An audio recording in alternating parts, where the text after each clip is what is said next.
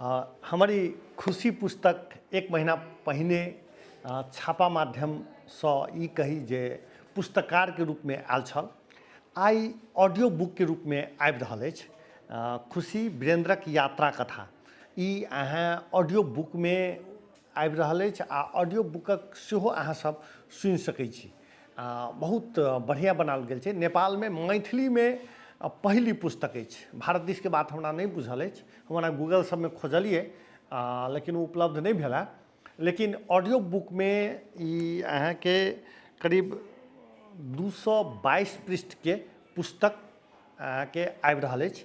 जहिना विशेष सूची है तही रूप से जेना जेना विशेष सूची है तहिना तहिना क्रम से अहाँ के ऑडियो बुक के रूप में आयत। पूरे किताब ऑडियो बुक के रूप में चलि आयल छै, लेकिन अहाँ सबके प्रत्येक हफ्ता हम सब ऑडियो बुक के रूप में उपलब्ध करायब।